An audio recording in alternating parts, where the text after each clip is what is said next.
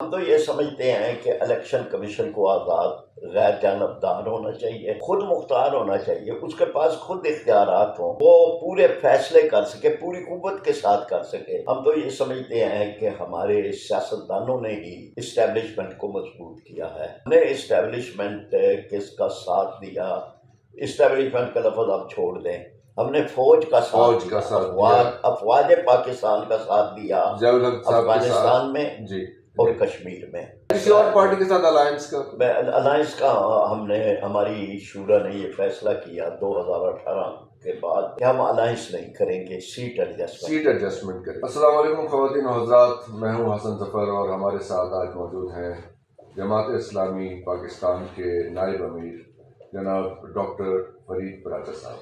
السلام علیکم پراچا صاحب۔ جی وعلیکم السلام سر، آپ کے آنے کا بہت بہت شکریہ۔ سب سے پہلے شروع کرتے ہیں سر پاکستان کی سیاست پہ۔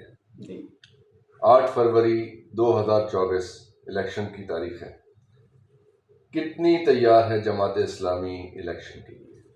بسم اللہ الرحمن الرحیم، ہم تو اس سے بھی پہلے تیار تھے کہ 9 اگست کو اسمبلیاں جب ڈیزائن ہوئی تو 90 دن کے بعد ہونا چاہیے تھا الیکشن، جو نہیں ہوا، یعنی یہ 90 سے آگے چلا گیا۔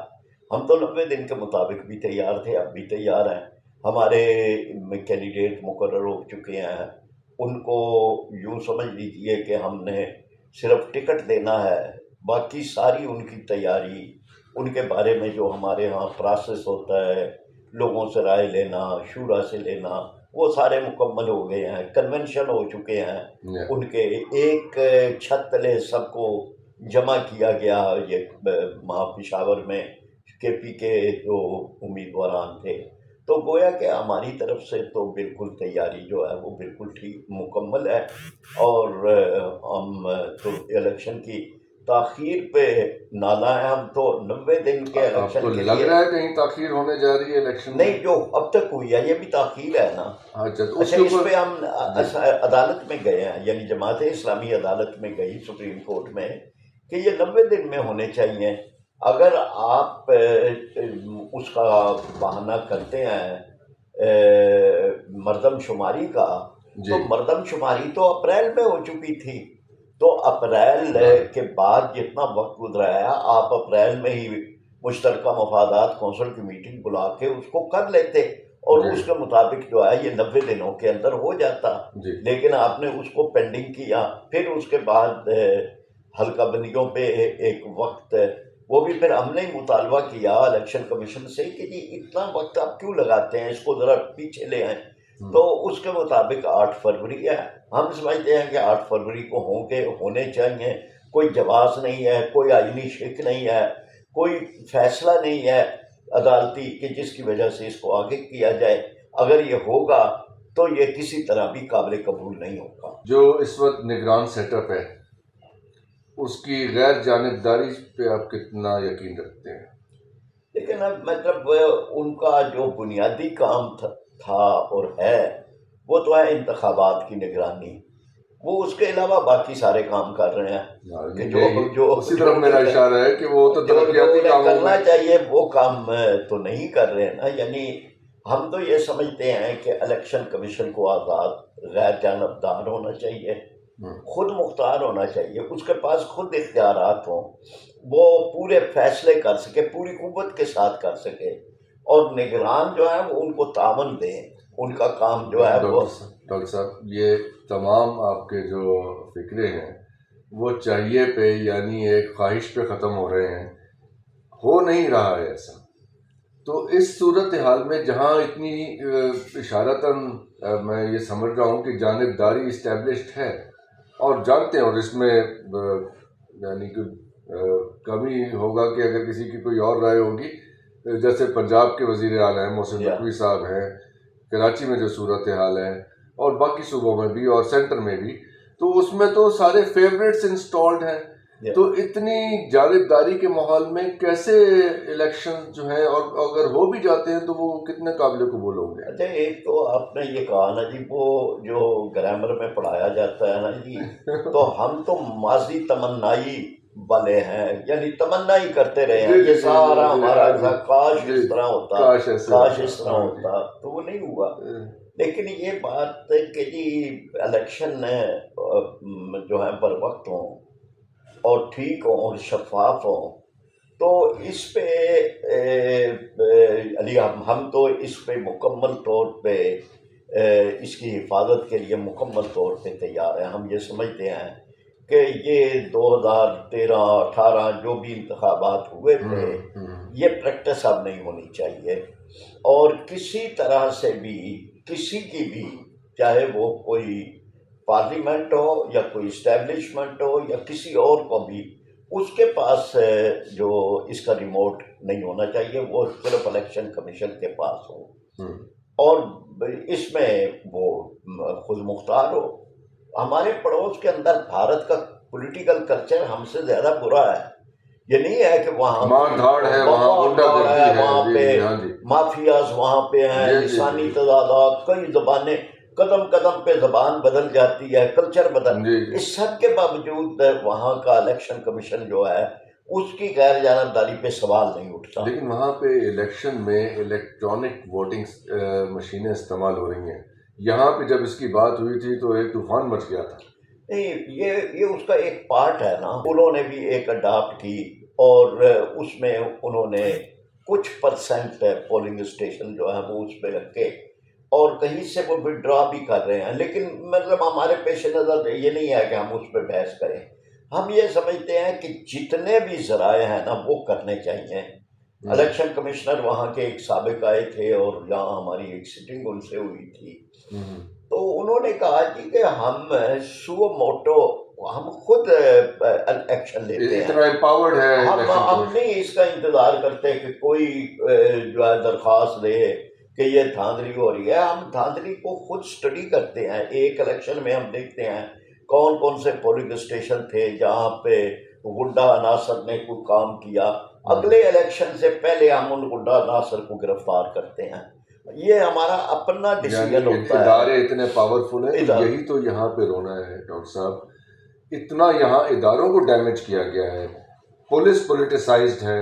الیکشن کمیشن کے جو حالات ہیں آپ دیکھیں کہ انہوں نے جس قسم کے اقدامات کیے ہیں وہ اس سے بہت سے سوالیہ نشان کھڑے ہو جاتے ہیں۔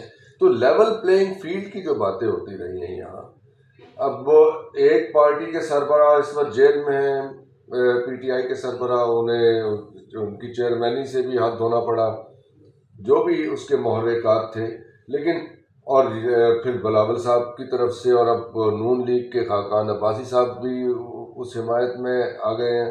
تو اس میں جماعت اسلامی کی کیا پوزیشن ہے؟ لیکن جی ہم تو یہ جو سیاست کا یہ انداز ہے نا، ہم تو اس سے گلے مند ہیں۔ ہم تو یہ سمجھتے ہیں کہ ہمارے سیاستدانوں نے ہی اسٹیبلشمنٹ کو مضبوط کیا ہے۔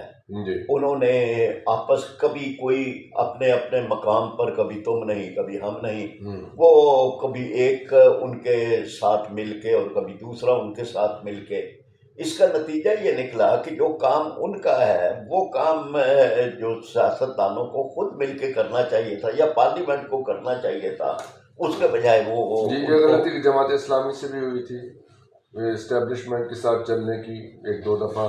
نہیں کبھی نہیں، ہم نے اسٹیبلشمنٹ کس کا ساتھ دیا، اسٹیبلشمنٹ کا لفظ آپ چھوڑ دیں، ہم نے فوج کا ساتھ دیا، افواج پاکستان کا ساتھ دیا افغانستان میں اور کشمیر میں، اور وہ قومی سلامتی کے لیے کوئی اس کی پولیٹیکل فائدہ ہم نے نہیں اٹھایا، یعنی پولیٹیکل فائدہ انہوں نے دوسروں کو دیا، ہمیں نہ ہم یہ چاہتے تھے کہ وہ ہمیں دیں، ہم تو یہ چاہتے تھے کہ ہمارے بارے میں غیر جانبدار رہیں، ہمیں نقصان نہ پہنچائیں، ہمیں یعنی ہمارے لیے جو آسانیاں پیدا کریں مصنوعی طریقے سے نہیں، یعنی یہ ہے کہ جو آپ اگر کہتے ہیں کہ جی یہاں پر کرپشن سے پاک نظام ہونا چاہیے، تو سب سے زیادہ تو جماعت اسلامی ہے کہ جس کا کرپشن کا 0% بھی نہیں ہے، جس کا ریکارڈ کہ اس نے کسی نے کوئی اور یہ کے پی میں ڈیلیور بھی کر کے دکھایا. خان صاحب کے ساتھ ایک اچھا خاصا سسٹم چل رہا تھا. یہ 2-3 ماڈل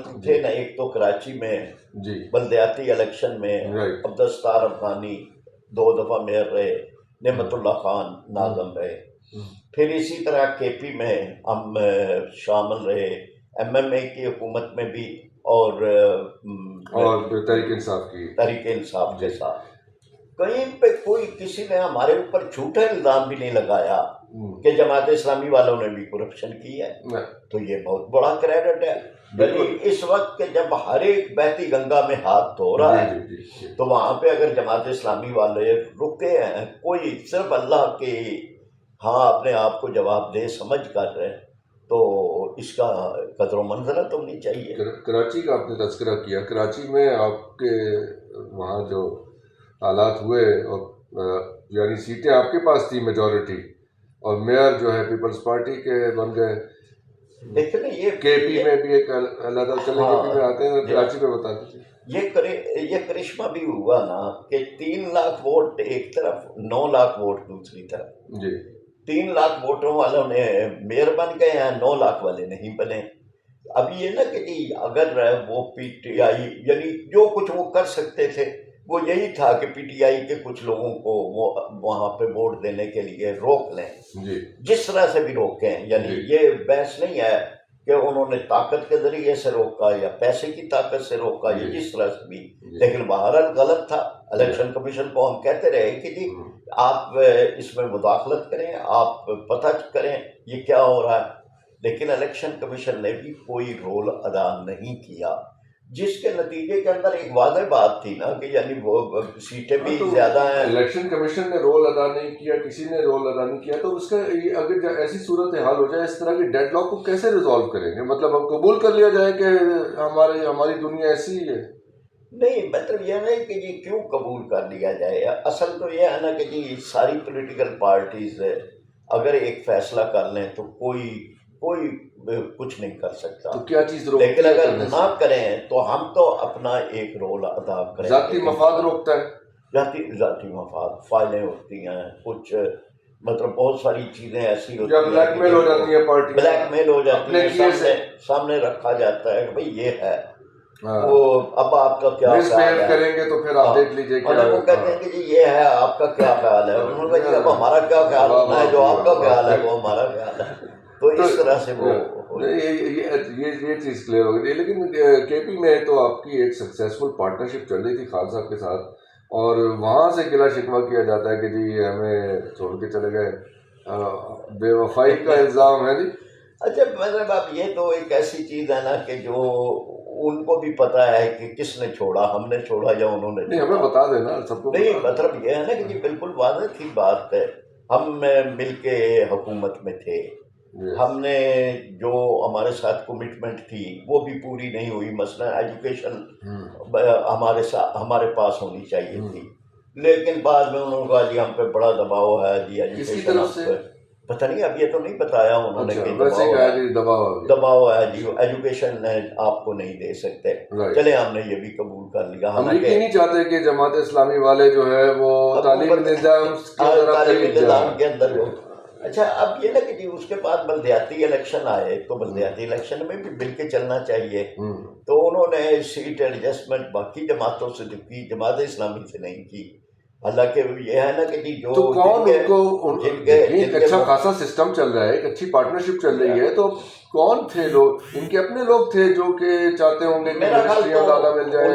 ان کے ہاں سے تو جواب یہ خٹک صاحب کرا رہے تھے، پرویز خٹک ڈیل کر رہے تھے. لیکن ان کا کہنا تھا اب یہ باتیں یعنی ضروری نہیں ہے کہ ہم پبلکلی کریں، لیکن وہ کہتے تھے کہ یہ میرے پاس نہیں ہے فیصلہ چیئرمین کے پاس ہے.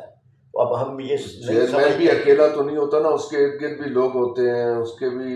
یہاں ہمارے ہاں تو اکیلے بڑے فیصلے ہوتے ہیں، چاہے وہ چیئرمین ہو یا پارٹی ہیڈ ہو یا جہاں پہ یعنی ایک پارٹی کا کوئی میکنزم نہیں ہوتا مشاورتی، تو وہاں پر پھر اسی طرح سے تو اگر وہ اپنے غلطیوں کو مان لیں یا چلے اتنا ہی کر لیں کہ ہوا سو ہوا تو آپ دوبارہ ان کے ساتھ چلنے کو تیار ہو سکتے ہیں پی ٹی آئی ہم نے جو کسی اور پارٹی کے ساتھ الائنس کا ہماری شورا نے یہ فیصلہ کیا 2018 کے بعد کہ ہم الائنس نہیں کریں گے، سیٹ ایڈجسٹمنٹ کریں گے. تو سیٹ ایڈجسٹمنٹ کیا فرق ہوتا ہے الائنس اور سیٹ ایڈجسٹمنٹ؟ بڑا فرق ہوتا ہے. ایک تو الائنس میں آپ ایک ہی انتخابی نشان پہ لڑتے ہیں، اچھا، ایک ہی قیادت کے تحت لڑتے ہیں، ایک ہی منشور کے تحت لڑتے ہیں. جیسے آئی جے آئی بن گئی، جیسے آئی جے آئی تھی، ایم ایم اے تھی. تو وہ ہم نے یہ سمجھا کہ چونکہ ہم اپنا ایک علیحدہ فلاسفی رکھتے ہیں، اسلامک سسٹم کا ایک کنسیپٹ رکھتے ہیں، ہم اس پہ خود عمل کر رہے ہیں، تو ہم یہ تھا کہ اس پہ تو ہم کوئی کمپرومائز نہ کریں کہ انتخابی نشان ہمارا اپنا ہو، ہمارا منشور اپنا ہو، ہماری قیادت اپنی ہو. باقی یہ ہے کہ سیٹ ایڈجسٹمنٹ ہم کر سکتے ہیں.